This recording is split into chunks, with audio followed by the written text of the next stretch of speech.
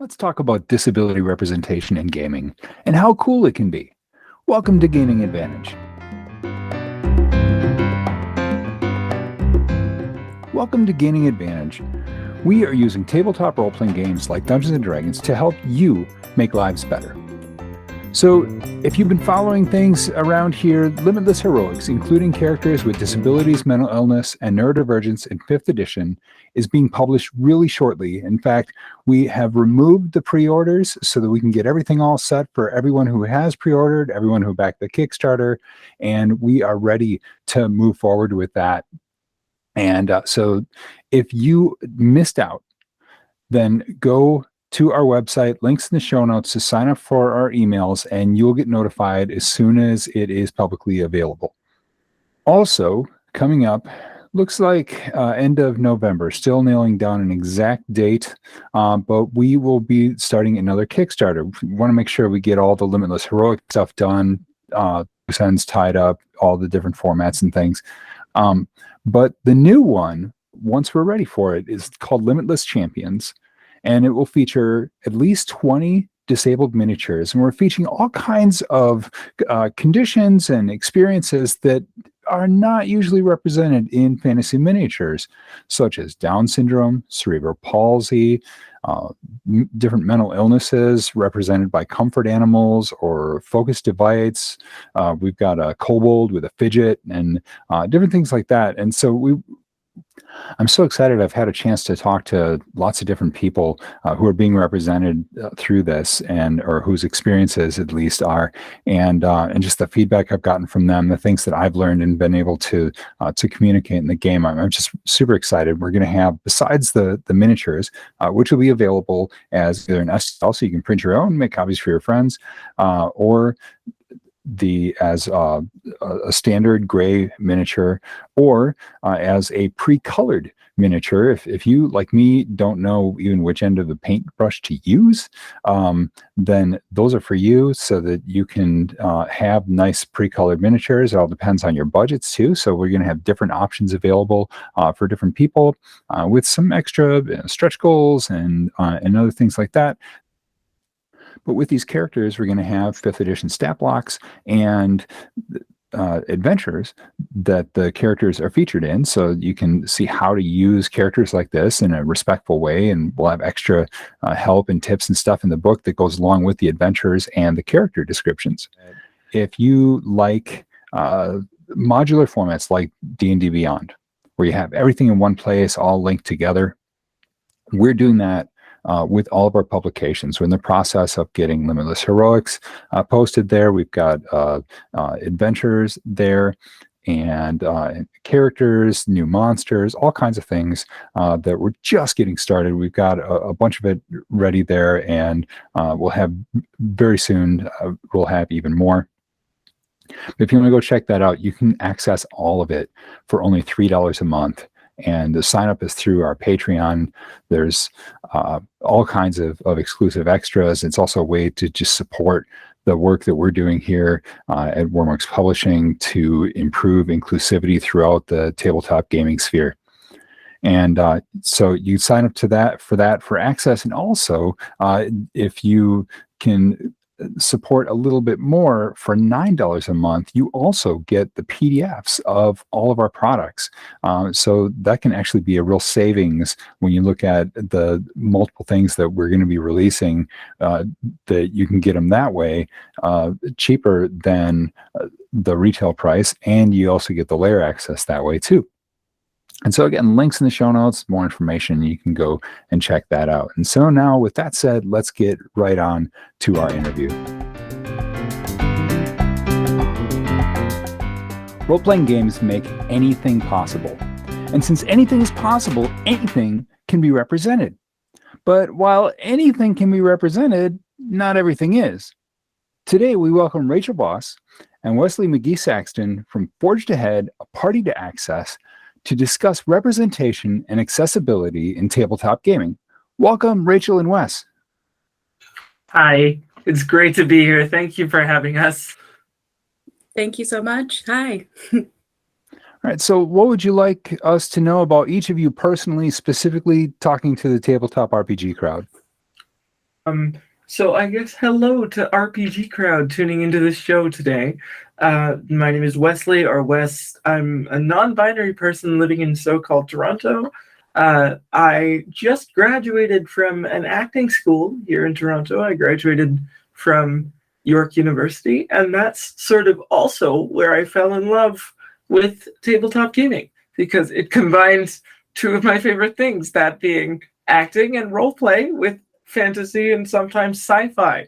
So the second I picked up my first dice set, I kind of never put it down, and that's where RPGs started for me, I suppose. Hi, I'm Rachel Voss. I am a manual wheelchair user that has been since I was 12. And then I started adaptive athletics and made it to Team USA a few times for basketball, track and field, weightlifting and swimming once. But I also am just a shop kid at heart. I grew up in Collinsville, Illinois. So Dizzy Dugout, it was also my family. Within the family, I basically just stayed all the time at the shop. So that's where I first got introduced to role-playing games and tabletop in particular. But my roommate sat me down in college and said that if I lived with her, I was going to have to play a character. And that's really where I first started.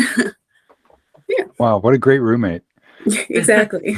She's still my DM. We're playing tonight. Cool. So tell me about Forge Ahead and the work that you do. Would you like to start this one, Rachel? Yeah, I can start this one. Yeah. Sure. So at Forge Ahead, we are tapping into our lived experiences as well as those in our community and our friends to design accurate representation of disability in tabletop role-playing games and in fantasy. Currently, we are focusing a lot on character development and tackling negative perspectives of disability in fantasy. And within that character development, we are also designing custom items for the characters and different mechanics depending on the character, because we are also designing a lot of our characters after real people who have disabilities that are our friends in our community. And so, yeah, Wes?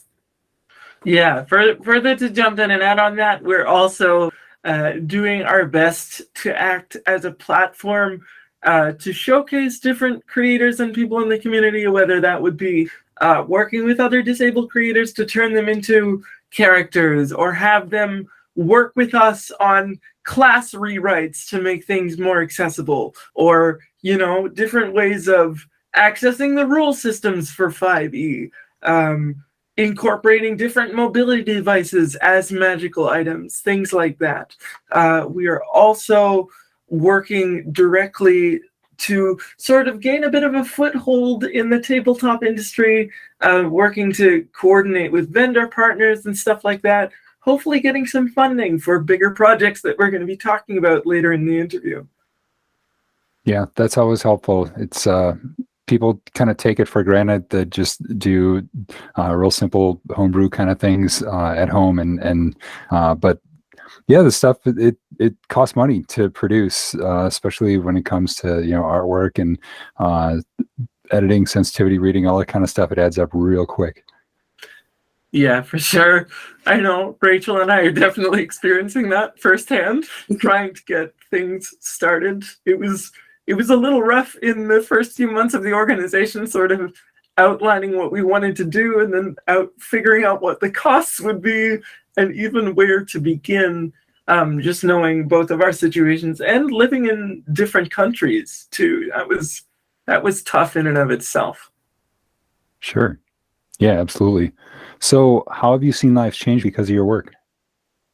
We're seeing that people are less apprehensive to add disability into their campaign, which is great, is amazing. We love seeing that people are more open to adding disability.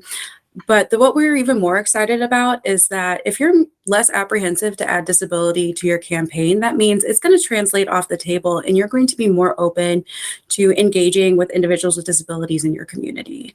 And so ultimately, that's the goal. We want to bring disability representation to your lives and to your communities. And so by following us and being more willing to add disability in your campaign, you are also adding more disability in your life. Wes? Yeah, further to that, just with the folks in the community that we have worked with to turn them into characters, some of the folks we've worked with have been very familiar with tabletop and very familiar with D&D and other systems, and some have not. And on both counts, people that we've worked with to turn them into characters have had wonderful, brilliantly emotional responses when we hand them the final artwork, saying that, it's a dream that they never knew they had. A dear friend of mine that we worked with burst into tears when we handed him the artwork and just said this was absolutely amazing and blew it up all over the place. And it just goes to show you what an impact proper grounded representation can have in a field where there wasn't much to begin with. And that's really what we're trying to do, is essentially get people with disabilities in the writer's room behind the scenes, grounding this representation so that when it comes to the forefront, it's fully fleshed out and 3D instead of just, we're going to throw a character in a wheelchair just because we can, So that's sort of the big impact we've seen. Yeah, boy, I've seen that so much. People that just simply don't experience representation, whether it's in tabletop games, I'm sure, Wes, with your acting background, you've seen how it is in TV and movies and all that. Yeah. So, but yeah, tabletop seems like one of the most difficult places to break in with that. That is partially the reason that Forge Ahead was formed in the first place. Was Rachel and I had both seen individually the comments in reaction to Sarah Thompson's combat wheelchair. The majority of them being, vastly negative in the sense of why would you want to have a wheelchair? It's D&D, you can do whatever you want. And the way Forge Ahead kind of got going was in some random D&D group. I don't really remember what it was. Rachel shared her individual homebrew for a set of chairsmith tools, and I was just scrolling through Facebook and I saw it and I commented on it. Was like, can we collaborate on something, please? And it just kind of evolved into collaborating from one thing to, we need to do something about this, so we're going to do something about it. And now, a year and a half later, we're here. So. And just to kind of talk about the Hollywood thing, I firmly believe that a lot of the ableism we are seeing in the tabletop community is directly related to the representation we are seeing in Hollywood. I recently did a discussion regarding the comparison between Avatar, the James Cameron's Avatar, and Avatar: The Last Airbender. And James Cameron's Avatar is the #1 grossing film of all time. So that is everyone's, that's the #1 disability representation that the world has received, is that perspective that you can't be happy unless you're walking. Your chair is a jail cell. You can't be free. So that is what people are seeing and what they're bringing to tabletop. However, what I feel very deeply is that this conversation is so new. It's within the less than 5 years old, right? This conversation, if we're able to really dive into it now and just really change those negative perspectives of disability, like I said, it'll translate off the table, but it's going to be so much easier than doing it IRL, because we've been talking for generations on how we need disability representation. And so it's the perfect place to start trying to bridge that gap into Hollywood. Is lots of things start with tabletop and role-playing things, and that's how a lot of things are being created. Yeah, and I sometimes wonder, when you mention that, I think about how many, because there's such a close connection, how many actors in Hollywood play tabletop games. Yeah. And their exposure to some of these things, how is that going to affect the way that what they learn and bring to the screen, and insist on in movie writing and things like that. All right, so you just rescued a genie from the hands of an Ifriti, and it offers you 3 wishes to achieve your goals to make the world better. What do you wish for? Number 1, equity for all groups that are seeking it. Equity is a core need. It's not just a buzzword. It is vital to our health. There's lots of studies that suggest that and shows that equity is really important. And that's really what we're all striving for, is to be able to remove those barriers and things that you need, no matter what intersectionality you have. Yeah. Number 2 is that everything that is designed in the world from this point forward is designed with accessibility first, and that will trigger what is called the curb cut effect. It will benefit everybody. I don't know if, Rachel, you wanted to go into the curb cut effect. I'm going to go into the curb cut a little bit later. So okay. You'll have to keep listening. Yeah, you'll have to keep listening to the interview for that bit. And if I can jump into number 3, if that's okay. Yep. We wanted to see a greater sense of interdependence and community in general.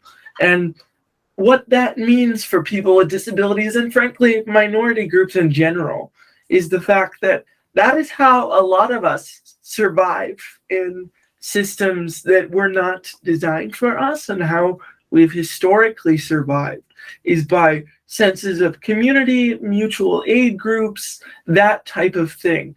Mutual aid has always been a common factor of disability as it intersects with other groups as well. Even looking from a historical perspective, from my research, that is how people in the Middle Ages, for example, in Europe, survived with disabilities. They had communities that were just ready and willing to support them. Design special mobility devices are referenced in certain texts, and they are listed as specially crafted. And that is a big nomenclature for that time. If something is specially crafted. I found in just researching, both for creating tabletop characters and also just my playwriting in general, that people with disabilities acted, and still do act for that matter, as sort of glue to hold their communities together. So just sort of what we bring to that sense of interdependence and community is something that we can teach a lot of non-disabled and dominant groups in general. And we just really want to see more of that sense of community become more commonplace, so we don't have to look so hard to find it. Yeah, it's the balanced party. Yeah, it's so often when I see these comments about, that person in the wheelchair or whatever their disability is, they would never make it as an adventurer. Well, actually, most adventurers, no matter what their status is, wouldn't make it by themselves. But that's the point, that we all have different things to contribute, and we all need each other. Exactly. We all have strengths, and we all have limitations, and we all need to recognize them and form a community to be able to build the best group possible, which is the whole point of tabletop role-playing games. Exactly, 100%. It just sort of seems so obvious, doesn't it? Yeah, it's just what happens when ableism blinds your perspective of what should be. Yeah, absolutely. All right, so what one message would you like to give disabled gamers? My message for disabled gamers specifically is just, it is possible. You want to be a badass monk that can punch people really hard and a power chair user at the same time? Yes, it's possible. You want to go dungeoneering in a wheelchair that, isn't some cyberpunk wheelchair that can go downstairs? Yes, it's absolutely possible. homebrew and conceptualizing of, different methodologies of completing things. I know Rachel's going to go into how we are adaptive in the real world. Now, imagine if that adaptation ability was taken into a context where there's magic. We can do a lot of stuff. Anything you can dream of in RPG context in terms of being disabled, it can definitely happen. Yeah. We are amazing problem solvers. We're the best problem solvers in the world because we have to, out of necessity. We have to be able to be like, oh, how am I going to get that? I really need that. And I'm going to reach it really high, or I'm going to get it off the ground, or I'm going to get this heavy thing into my car. Like every single day, there are decisions and problems that we are solving. And that makes us amazing role players. Like the people who can adapt and shift and think on their feet and just be able to pivot at a moment's notice are people with disabilities, are gamers with disabilities. And so we are the perfect role play gamers because we are creative. We think outside the box. We check all those interview things, but it's really true that we are problem solvers. And that's what you need at a good table, is just a crew of problem solvers. So you are what we need. Yeah, like even a super, super mundane real world example that I experienced yesterday was the TV remote was in a location that I could not reach in the chair that I was currently sitting in. And I had to look around for what I could reach within my periphery of what my arms could reach to potentially get that remote. And I ended up using like the most wackiest assortment of household objects I had at my disposal to create like a little chain to get the remote over to me because no one else was in the house. And in those moments, it almost feels like you're doing parkour of some kind, because if you mess up once while you're trying this problem-solving solution and the remote falls to the ground, then you might not have the ability to get it. So you got to make sure the try you're going for is the try that's going to get it in certain situations. And as Rachel was saying, that translates really well to both at the table and away from the table situations. Yeah, wow, absolutely. I've seen that so often, and like I said, when you're already used to as a player, that your whole life is those kinds of how do I having to think outside the box constantly. When you get into an outside the box situation, which is common in role playing games, then yeah, you're already used to it. I've seen this so often where a problem comes up and I see people, whatever the situation is, in my case is parenting and just what I'm used to as a parent with disabled kids, and we're just constantly solving problems and or helping our kids figure out how to navigate things or whatever. And so when something comes up, and there was one time we had a situation and someone said, oh, well, we've got the situation, there's this kid and they're kind of acting up or whatever, and we're not sure what to do and stuff. And I went, really, this is so minor, this is easy. And I said, no, it's easy for you because you daily handle so much more than this. And oh, yeah, I guess you're right. But yeah, when it's yourself, even more is the point, because it's every moment. Yeah, for sure. All right. So what one message would you like to give to non-disabled gamers? So we kind of touched base on it earlier, designing with accessibility first and everyone benefits.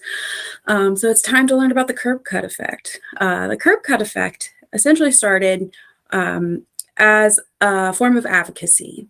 There are stories that pop up all over the US that talk about, some people say it started in Berkeley, some people say that started in Champaign, Illinois, some in Michigan. So basically someone had a business, and at some point in history, there were no ramps. at intersections, on curbs. It was just curbs. And so when there was construction going on in front of a business, the owner of the business stepped out and was like, "Hey, construction crew, I have a friend that uses a wheelchair, and just like, can I give you some money to make a ramp right here so my friend could get in instead of having to pop up the curb every time?" And so they did. They, slipped them a 20 or whatever it was, and they made a curb cut. They found out that that intersection was turned into the most frequent intersection because of the curb cut, because people who were making deliveries could access the sidewalk easier. People who could walk but had, like, it hurt their knees to go up a step, or their hips or whatever, would go out of their way to use that intersection instead of trying to fight the curbs or whatever. So we designed something for people with disabilities, but it benefited everyone. So designing with accessibility first means that literally everyone will be able to benefit. I like to talk about that there are 3 types of disability. There's, under the social model of disability, there are 3 types of disability. There's your permanent disability that we have, and then your temporary, which is like breaking your bone or whatever, but a situational disability. So it's completely depends on the circumstances, but I'll give you a really good example of, you have a screaming, feverish baby in one hand, and you are trying to get the phone number of your doctor with the other.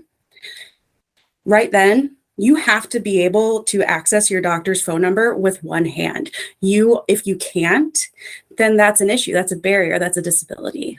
And that's why, if you didn't know, that the touch point on touch objects like iPads and phones is 9 millimeters wide. That is what it has to be, because the average touch point is 8 to 10 millimeters.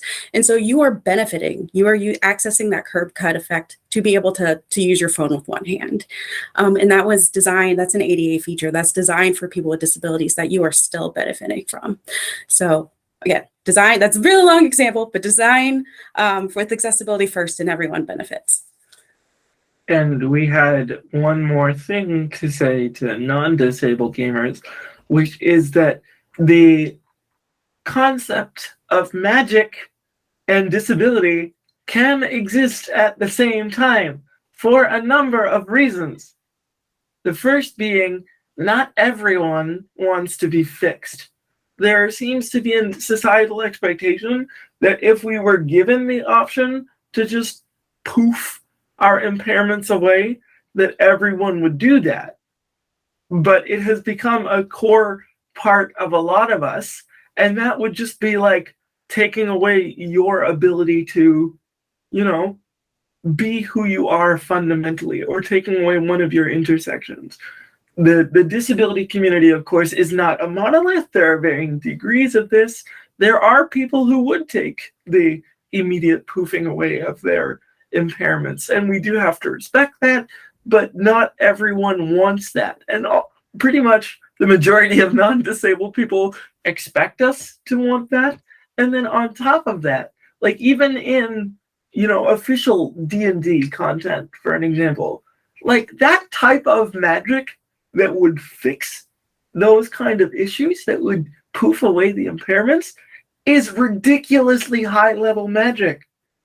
There would be barriers to accessing that. Not everybody would have access to it. So therefore, communities and people that were further away from those centers of magic would require different adaptable means of surviving. Is there any other aspect that we have in the notes that I am missing, Rachel? Just to make sure we got everything. The only thing I can think of is that we technically have some forms of magic in a way for healing in the world, which is healthcare. And there are plenty of people who aren't being able to get access IRL for healthcare, which is our world of magic for healing. And you know why. Yeah, exactly. Right. Like and even if you look at, officially published content for the quote societal systems unquote, they're not perfect. They are absolutely not perfect. And even for an example to our real world magic, there are suits that are designed by bionic companies that are supposed to help people walk. There are wheelchairs that you can stand up in that are supposed to allow people to, drive around from a standing position. Those would immensely improve quality of life for a lot of us. But are they commercially available? Absolutely not. Because They're not they started accessible. out and they're not accessible at all. Like those stand-up wheelchairs can cost upwards of like hundreds of thousands of dollars. And unless you're like extremely wealthy, because you're not going to get government coverage for, $150,000 wheelchair. The at least in my experience, the government tries to give you like the minimum amount of coverage it possibly can, and you have to fight tooth and claw to get what you actually need. So getting the luxury of a, military technology bionic suit or some sort of Iron Man replacement or a wheelchair that can stand up is not something that's going to happen unless you're in the 1%. So the same would apply to like a 9th level spell. You're not just going to find a 9th level spell caster out on the street, So that also exists, and people conveniently forget that because it shatters their image of, fantasy being very monochrome in a way. And that's what we're trying to change, is we're trying to showcase that like different intersectionalities and abilities and ways of being and backgrounds exist anywhere. And honestly, it would make your fantasy setting more realistic if we were there, because we are. War leaves disability in its wake, and that is literally what everyone is doing, is combat, right? Even if you're role playing, there's combat, and so that causes disability. Yeah, absolutely. And even that high level magic, if you look at the what it can actually do, short of a wish spell, even things like greater restoration, if you look closely, it you can heal the blinded condition, which is different from actual blindness. It's more the sort of temporary condition. And so if you kind of really drill down into those, it's really, unless there's someone handing out wishes on the street corners, it's really not happening, or it's extremely rare. It's like, it occurred to me a couple weeks ago that people say, well, how can you have disabled people when there's clerics? And it occurred to me that, well, how can you have farmers when there's create food and water? Yeah. Done. That's a much lower level spell. Yeah, absolutely. Because if you think about it, like the stuff you get from create food and water is often purported to, not be the best tasting stuff. So if everyone was just like, we're just going to create food and water and that's going to be fine, like people are still going to want farmers. Or Hero's Feast. Yeah. There you go. Yeah. But yeah, like it's so silly, because it's really, again, it's just the ableism making people not understand that our experiences would be genuine. And it sounds someone handing out good berries everywhere. I'm just gonna make a character now that's an NPC that's just handing out good berries. Like Johnny Goodberry goes around. Yes. Pot on his I head. love that. All right. So what projects are you working on now that you can talk about?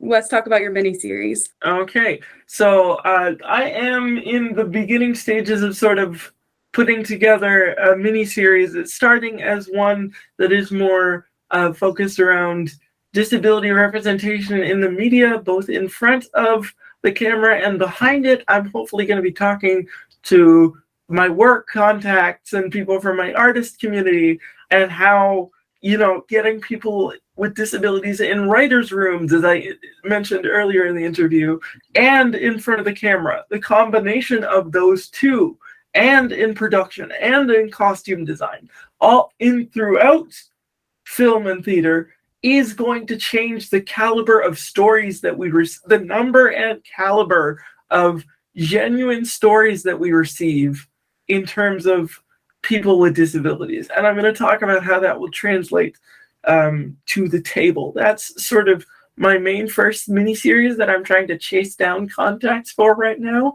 It's very hard to get a hold of artists, let me tell you that. But, that's the first of hopefully a few miniseries that will eventually be coming through. We have, with all of our characters, we're trying to release coloring sheets for each of the characters. Coloring is a great way to stay focused, especially for us ADHD folks, whenever it's not your turn just to color. So we're trying to increase the representation in coloring itself. But then we also have our Patreon page that we have started this year, and we have a few goals that we're really excited about. Creating access cards, like actual physical cards with our characters with disabilities that have matching little mini standees, so that you're removing that barrier of what mini to use. It would come with that access card, and then accessible locations as well. And we are talking about that being a Kickstarter eventually, if we're a little slow on our patron goals. But I'm also designing a fantasy sport that is accessible. It's called Access Ball, and it's my baby. I'm a sports ball person, and so I really wanted an accessible sport where there's no classification system. You can just pick up people that have typically developed, people with disabilities, be on the same team and play a game. So I'm designing that. It's so cool. It's so cool. I'm so excited for everyone to see it. And just to clarify, access cards themselves are a system, I believe, a thing designed by Matt Colville, correct? Originally, the idea for them, was it Matt Colville? No, well, Matt Colville were basically, he created retainers, right? And so it's like a shortened NPC that's easier to throw into your games. And access cards were actually designed by Shanna Cantu. So we just looked at what other people are doing to try to streamline the NPCs so that it's so much easier just to throw them into your game, and it's not a barrier to put a new NPC in. Yeah. And then the last thing is we are working on the Disability Scene, which is our podcast that we would like to create, which is our 500 patron stretch goal, where we'd pay game masters and players specifically with disabilities to come and play characters one scene at a time. So the goal is to be able to get this big archive of easy obtainable representation of disability. You don't have to listen to an entire campaign to get snippets of disability representation. You could just come to the Disability Scene and pick the scene, and you know exactly where that you're going to get representation. Yeah, wow, what a great idea. To expand on that a little bit, we're going to be doing a mix of combat, role play, and everything in between. Because, if you set up a combat scene, sometimes it can turn into role play, and, vice versa. And we just wanted to give folks, snapshots of what it's like to actually have disabled players at your table and disabled characters in your campaign in combat, in role play, and how that influences, as Rachel said, without listening through a Critical Role-sized campaign to find those snippets. And that is a huge part of one of our other just general goals throughout all of our content, is just combating DM burnout, especially where D&D 5e is concerned. Because 5e is a wonderfully detailed system. It's amazing. I love it. I love the level of detail. But so many people playing 5e get so burnt out so quickly because there's so many things to keep track of. And the access cards that Shanna designed are designed to, as Rachel said, make it really easy to just pick up a card and say, okay, this is the NPC, this is a stat block that I need, and here's a mini. Okay, I can throw them into tonight's session. I don't have to worry about it.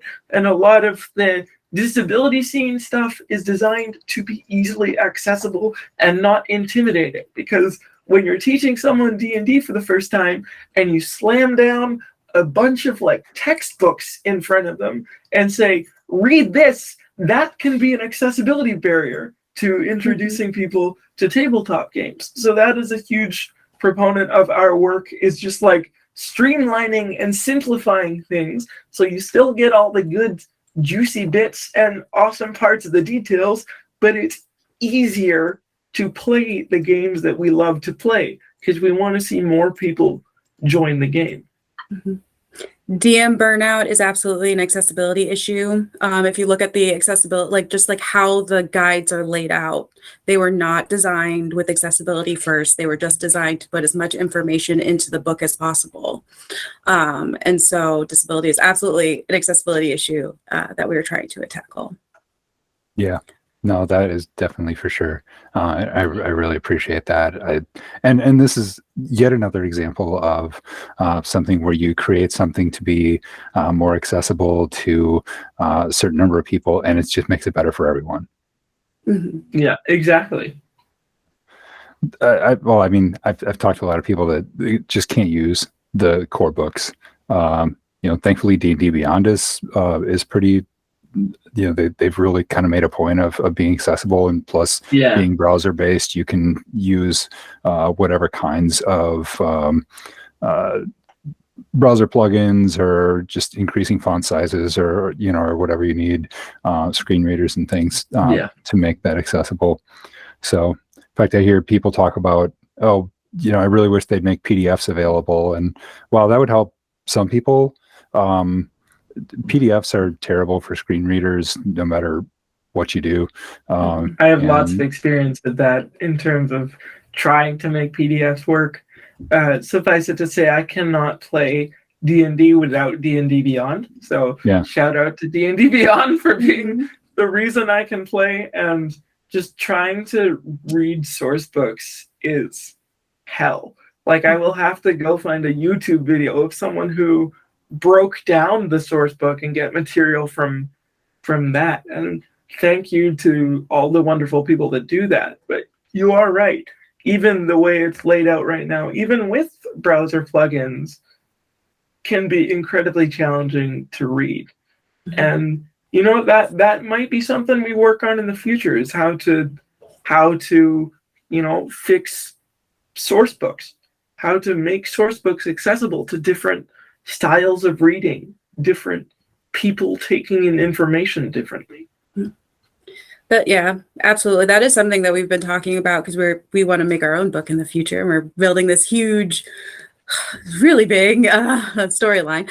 But that's what we talked about, is that Wes loves to dive into that. Give him the 40 pages of trees, give him all the information, and I need like the bullet point highlights, or I'm not going to get it. So understanding that people digest information different is really important. Yeah. And this really brings home the idea that even if, Wizards of the Coast, they're gradually making, improvements and things like that. And I hope that continues, and I fully expect it will.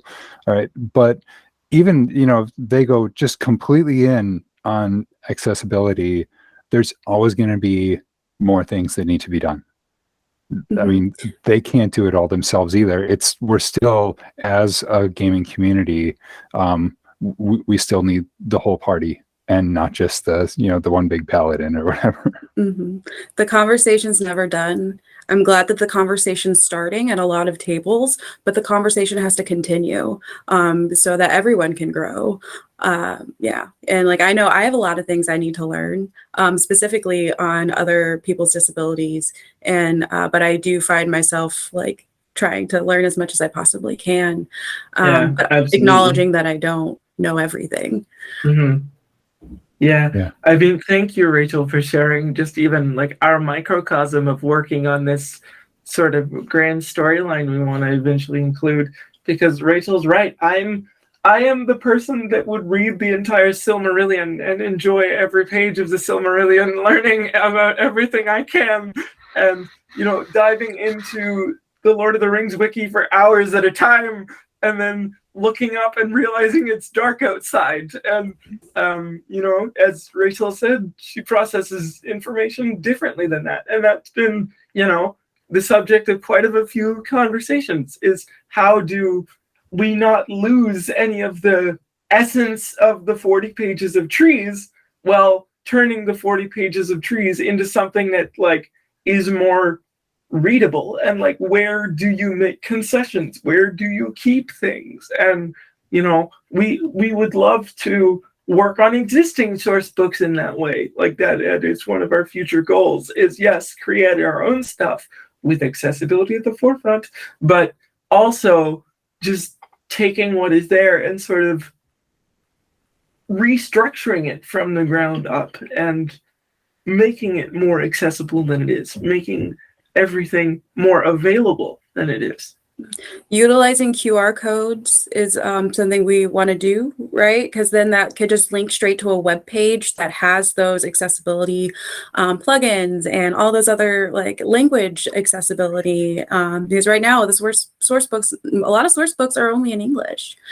We don't have a lot of source books other than English. So being able to have that information directly onto a website that could be Google translated, which isn't perfect, but it is a step, right? So that conversation would have to be continued after that.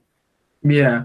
A lot of the times I see this in the performance world, and I'm sure you see it in sports, Rachel, is people love to make a big show of doing one thing for accessibility and then being like, yep, we've done the accessibility. Everything is available for everybody. Look at how great we are. Yet the disability community is like, hello, like you gave one-time funding donation. Do you know how quickly that money is going to be used for one problem and how many problems we're facing? So, you know, and that's not even speaking about the like privilege that comes with like, for example, I'm a white masculine presenting non-binary person with a disability, which would be entirely different from a disabled person of color's experience. So, you know, I would just caution folks who are, you know, trying to support us and be allies. If you do one thing to help the disabled community, that's great, but it needs to be more than just like a one-time thing to solve all disability issues. Yeah, there's more than one box to check, eh? Yeah, absolutely. Yeah, and the more the world changes, and things are changing so quickly in so many ways, that presents new challenges too. And so it's an ongoing, you know, even if we could solve all the problems right now, tomorrow there will be a million new ones. So yeah, COVID is the perfect example of that. 1.2 million people are estimated have like lifelong disabilities now after having COVID. And that's something we didn't expect years ago. Yep, that happened in our house. Mm-hmm. All right, so we will have all your contact information in our show notes, but where is the one best place that you'd like people to start to learn more about or contact you? Our website would be the best place. You can contact us there. It has all of our contact information, and you'd be able to access our characters that we have right now, coloring sheets, and other just blog posts that we have created to help you experience disability through our lens and the lenses of our community. And we also have your standard Facebook, Instagram, Twitter, which is linked on the website. So we do have socials to follow. It'd be great if you did, to stay up to date with the stuff we've got going on. Yeah, those are general contact places for sure. All right. Well, Rachel, Wes, thank you so much for coming on the show. Everyone, check out those links in the show notes. Thank you. Thank you. Welcome to Playing the Other, how to play a disabled, mentally ill, or neurodivergent character, whether PC or NPC, that properly represents traits so as to represent those real-life people in your game and give them depth as characters while avoiding harmful stereotypes and tropes. Today, to help us with that, we're joined by Alexander Grinton. Welcome, Alexander. Howdy, how you doing? All right, so what would you like us to know about you as a person and as a gamer? All right, well, I'm coming in here. I've been a gamer for a long time. Can't even remember how long. At this point, I am also a advocate for diversity and inclusion. I actually do that as one of my side duties with work for that, resulting in, or coming from that is that my gaming group is largely extremely diverse as well. That's where a lot of that fed from, is that we got together because we found so much of what we were looking for in the gaming world was not always inclusive for us. So we ended up just finding each other who were much more like-minded. And so when I mentioned that I am neurodivergent, I have autism, high functioning, not that that really matters, ADHD, I have now COVID anxiety, although I don't know if that is yet diagnosable, and as well as depression. You know, the whole question of what's diagnosed or even diagnosable, and that's an important just side thing, that that people's experiences are one thing, whether there's a correct label for it, and labels change over time and things like that. So it's just, absolutely. I remember when I was diagnosed for autism, originally it was called Asperger's back then, and of course we now learn that we can avoid that, of course, because Hans Asperger's kind of ruined that for everybody. And rightfully so. But yeah, exactly. The labels improve and mature over time as we learn what is a better way of defining, or rather, maybe not defining, but describing one another. My gaming group largely has a lot of people who are also neurodivergent, and I end up working a lot as well, DMing, volunteering with Autism Nova Scotia here in Halifax. So we deal a great deal with autistic gamers, especially deal with a lot of people who are autistic at work, because it is a large area of misunderstanding and adaptation. I see a lot of diversity and inclusion practices in various other areas of minority, such as to us LGBTQIA+, as well as persons of color, and those are fantastic and key. But it can be very, very hard to describe somebody or adapt games to people who are mentally or physically divergent. So what would you like people to know about your specific traits, your experiences, how you experience them, how you adapt to them, and what is and isn't helpful? The biggest thing to understand is, especially with regards to ASD, autistic spectrum disorder, is most people are aware of the difficulties that we can have with socializing, social cues, various, and those interpersonal communications and interactions. You see a great deal of improvement in the gaming experience nowadays with things like Discord, various other online methods, especially when you're not dealing with somebody in face-to-face. It makes it easier for me right now, just because of the fact that I'm not using video with you, I'm using just voice, and I'm not worried about whether or not I'm expressing my feelings on my face properly, I'm using air quotes there, and whether or not I'm interpreting yours properly as well. And that is a huge, huge factor for anybody with ASD, is removing that barrier and that challenge of trying to process all of the aspects of the game while also being able to process the challenges that come with social interactions. I mean, this is largely, we're dealing with social games, but we're using it as an escapism. We are not, when I'm playing, I'm not playing as Alex. I am playing as my PC, my NPC, or the DM. So I don't want to be me. I don't want to be me working on figuring it out what people are saying. I can hopefully rely on the other people to tell me how they're expressing, how they're looking. And that is just further amplified when we do it online, especially with Discord or Roll20, and people can add avatars.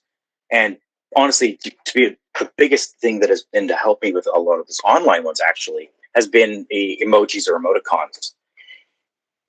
We often just ignore them, but the fact that I can add at the end of a message a happy face, smiley face, winky face, something to that effect, to instantly convey a feeling that is easily interpreted is absolutely fantastic. And other things you can do like that is things like /S for sarcasm at the end of a message and stuff like that. Yeah, no, that's a really good point. Something that I haven't really thought of, if just as far as being able to both uh, communicate, from yourself and reading other people. I'm someone that has a pretty dry sense of humor and am often misinterpreted because I don't always use emojis when I post something and sarcastic or something like that, and then people get Mm. offended, and it's like, oh, like in my brain, I'm going, what, you couldn't pick up on the sarcasm? But no, they couldn't. Yeah, and it's hugely different depending on your setting. In my gaming group, we won't use the sarcasm tags or the emojis as much because we understand each other. We've been playing together for years. But if you're playing at a convention or people you met just on Discord, it's hugely different. And all these extra safety tools and communication tools need to be added, and are really ways of bringing more people in. The same ways image descriptions are for screen readers. Yeah, absolutely. So, as far as other people that you're playing with, are there things that they can do that can help improve your experience? The biggest thing that has been for our group is taking routine and scheduled breaks and actually sticking to them. The number of times that you get to a fight and you go, all right, I know break's coming up in 5 minutes, but let's just finish this fight. Let's finish this fight. And the fight will take 35, 40 minutes. And if you're somebody who's waiting for that, is your social battery is getting drained? No, you need that. And it might be that you then need to take more intense notes prior to the break, but so be it. It's those breaks that are hugely key. The other one that was big for us was properly addressing the soundscape. People who are with ASD, we have a huge variety of symptoms and effects and everything. But one of the common ones is sound sensitivity, because I'm talking to my more neurotypical friends. Only recently learned that people who are neurotypical typically don't actually hear the electricity through the walls, which I had no idea. I thought that was normal. So controlling the soundscape is a huge difference. And introducing a soundtrack is fantastic. It's a great way to create an environment and the atmosphere for the game and the narrative you're trying to portray. But making sure that it's appropriate and not distracting is absolutely huge. And then not just the actual controlled soundscape, but the uncontrolled soundscape. I have a lot of friends who rely on their phones being on loud because they've got important things coming up, work and babysitters and stuff like that. It might just be that they don't like vibration, but they need to be able to have their phone. But they also hugely distracting for some people, especially, like I said earlier, I have ADHD as well. That those distractions, I will zero in on that, and it can be hard to come back to my original point as to what I'm dealing with in the game. Yeah. That's an area where my hearing aids come in real handy. I can have the volume as loud as I want, since it Bluetooths with my phone, and so I can have notifications. I've had some notifications coming in just as we've been talking, and nobody hears them except for me. So, Oh, that's awesome.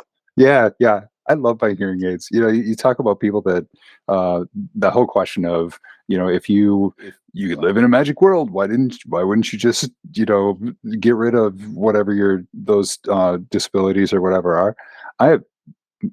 As long as I have my hearing aids, I'm being hard of hearing doesn't bother me at all. Even though they don't 100% correct for things, the advantages that I have from them, it's like, okay, fine, I'll gladly deal with being hard of hearing, as long as I have these awesome hearing aids. So Totally agree. I've had that same question before, and I would not fix my ADHD or my autism if I had the chance. There have been so many downsides to them, but as long as you learn to use them, as they can be like superpowers in a lot of ways. Yeah. Not negating people who have more significant impacts from those mental concerns, mind you. But I don't think I mentioned earlier, but I'm in the Navy, and using ADHD on the bridge in terms of combat preparation and war games is fantastic. I'm able to not take my Ritalin and sit there and see all the feeds coming in, and it just feels so zen. It's wonderful. So that brings up a point for if someone wants to play a character that has your experiences. Like, what do they need to know? That's a hard one, because the easy answer to that is what they should not do, which is, pretty much the same answer for most times that you're going to be talking with people on your podcast, which is don't rely on tropes and exaggeration. There are plenty of people in the media who portray autism, especially in broad tropes. You see this as the Caleb character on My World. Yeah. ADHD is great for that. the point is you see a lot of these tropes, these stereotypes, and sure, they might be entertaining, especially when you're watching it on TV, but that is a different medium. Whereas if you are portraying somebody with autism or ADHD, and you are therefore, I have ADHD, so I'm bouncing around, I can't focus on the squirrel. Like, those are things that when you're sitting at the table across from me, you're mocking me openly. And if we're friends, if we've been playing together for 20 years, that's a different mentality. I'd support my friends doing that as long as it's all the people we know in that room and we're safe. But if you're ever doing that at a convention, I'd be argue you should be kicked out because for that kind of discrimination. Now, to talk about how you would actually play that character, somebody with ASD or somebody with ADHD, it would be hard. But I would say the biggest thing would be look at what some of the symptoms or aspects might be, and recognize that those two mental illnesses are very much, they're rarely an all or nothing. It's usually one or two traits that you have. You don't get this one, you do get that one. So easy ones are sound, smell, sound sensitivities. And you can definitely portray them both as strengths and weaknesses. Fate is fantastic for this. I believe they covered it as well, actually, in the accessibility guide that they produced. Also, one of the best books, in my opinion.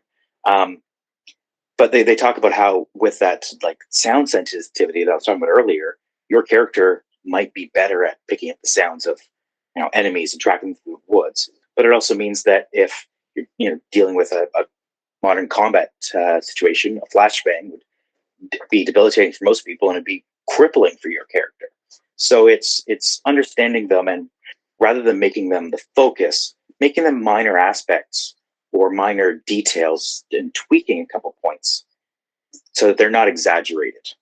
So then, anything else that you would like to add about your experiences? I also wanted to just say, appreciate your comment about soundtracks and things like that, because I know I play online, and we use Foundry as our tabletop, virtual tabletop, and I like to use background noise here in the city. You hear the crowd noise and things like that. Nice thing about Foundry, and I'm not sure about other systems, each person can individually adjust the volumes of ambient sounds and things like that. And so that's real nice. And I've noticed that, some people, they just turn it off, and, and others leave it on and things like that. And so I think it's valuable if you don't have that option, to include those kinds of sensory questions in your session 0 if it's a new group that you're not used to playing with. That's just a really good thing to be aware of that you might not think to ask otherwise. No, absolutely. I didn't know Foundry did that, but that is a amazing tool. And to add to the other tool that we love for the same reason is subtitles. Most people think of using subtitles just for people who might have difficulty hearing, but it's also for people who have difficulty focusing or people who just prefer to read. It's a absolute game changer, especially when you've people who love accents and stuff. Accents are really cool, but they also make it hard to understand a lot of times.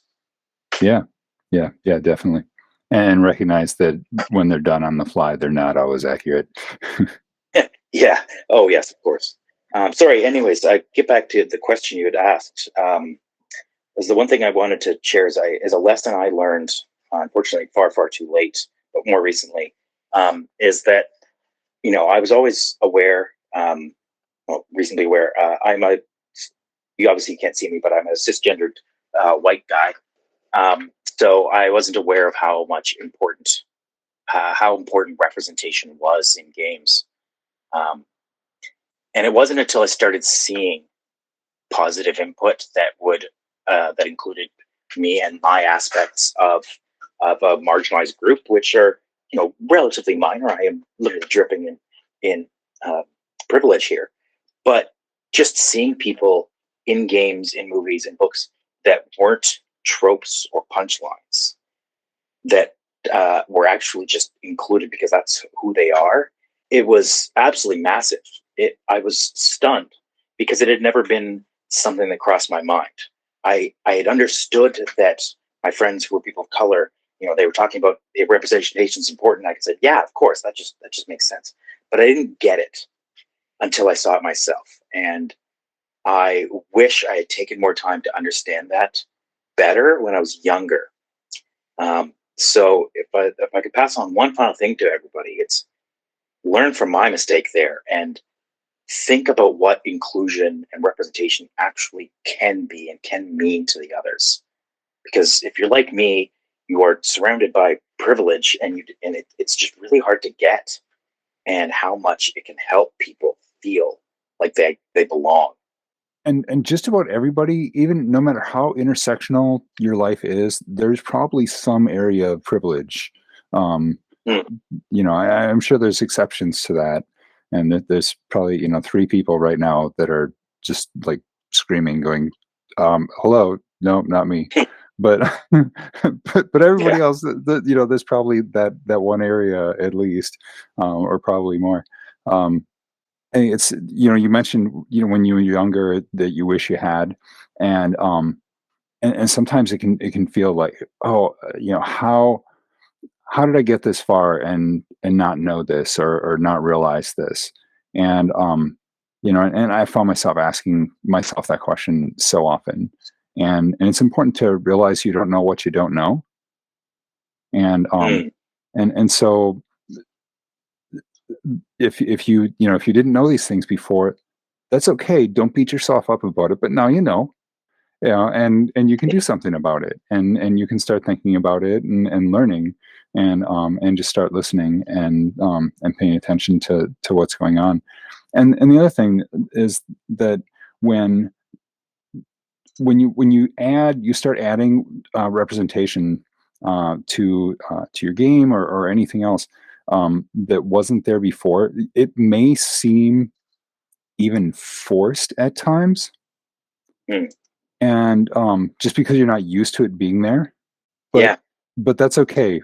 Push through and keep going, because you talk about how not seeing the representation before, and then sort of gradually seeing it. At first, when we saw different demographics and marginalized groups being represented on TV or in movies and things like that, when you first see it, and when you weren't seeing it before, there's sometimes it's tokenism and things like that. But you may, at first it may be a little jarring, or feel like, oh, well, there's the, they had to make a point of including this, or something like that. But over time, you just get used to it, and it's just, you just expect it, to the point where it's like, wait a minute, why is this missing? When it's not there. And so it's important to realize that when you're adding it in, even if it feels a little strange, or or forced, or something like that, that just keep going, and eventually you get used to it. The people at your table get used to it. I know, for me, I in the past did not include disabled characters until I started working on this project, and realized how completely lacking they were. And so I just started including them in my games, and it really, for me, it was, it was a very deliberate thing to do. And for my players, it was just like, okay, it was just another character in the game, and it didn't matter. I think it felt like a bigger deal to me than it did to them. They just rolled with it, and it was just yet another interesting character. Yeah. Oh, yeah. Absolutely. Just to gain on just to build on what you said too, as I started putting it in, I realized I made a lot of mistakes in doing it, and people corrected me, and that's okay, because it means that I'm learning. And at the end of the day, you're trying, and that's what matters. I find too many people get caught up on being too politically correct, and it's not about saying the right thing. It's about trying, and when you mess up, it's about learning and trying harder and doing better the next time. Right. Yeah, that's so important. And I really, it seems to me, I've run into this so often where people are afraid to include it because they're afraid they're going to do it wrong. And but like, that's not better. Yeah. And oh yeah. So yeah, include, but learn, and if you're going to include a character with a particular condition or trait, do some research on it. And if you can, talk to people or something like that, or listen to a show like this. But then, recognize that it's all the point is not just to teach your players, but to learn yourself. And, we learn best through our mistakes. So that's okay. Most importantly, ask questions. Mm-hmm. Okay. So do you have any projects or social media profiles you'd like to share? I would like to, but unfortunately it's not as far along as I'd hoped. So I'm afraid I'll have to decline on that part of your offer. I appreciate it. But instead I will like to push Fates and Evil Hat's production for Dear Accessibility, because I think that is probably the best book on that I've read recently, and not just in the gaming community. But the amount of way they address inclusion and diversity is absolutely fantastic. And if more companies did that, well, actually, honestly, if a ton of companies did that, your podcast wouldn't have much use because it would be standard. Yeah, absolutely. All right. So everyone's experience is different. And so note that what you heard today doesn't represent everyone with similar traits or diagnoses. This is just one example, and we already talked about that a bit. So if you'd like to come on the show and help people understand your symptoms or experiences so that they can have more accurate representation in their games, just go to wyrmworkspublishing.com/contact and contact me there. Alex, thanks so much for sharing yourself with us so that we can bring reality into fantasy and thus make that fantasy world a reality. Thank you for having me, and thank you for what you're doing. It's an important thing.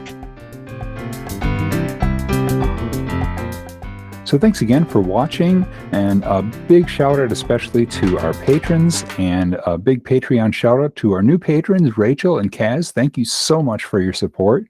You are 37 flavors of awesome, and I appreciate you. And also another thing with our Patreon is you can come hang out on our Discord, and it's just a chance to connect on a little more informal level, a little easier than email. And I just love getting to know everyone better there. So by all means, jump in and post your questions and offer your thoughts and let's talk. So if you see this being helpful, hit the like button if you're watching this on YouTube. If you'd like to see more, subscribe to this using whatever you're using to subscribe to it. If you know people that need to hear this, please pass it on to them. Share the link. If you, like me, think everyone needs to hear this, put it out there on your social media. And don't forget those podcast ratings. It really makes a difference when it comes to pushing the algorithm. So thank you so much for joining us to make lives better with D&D. And we close with this question: how do you welcome diverse people at your table?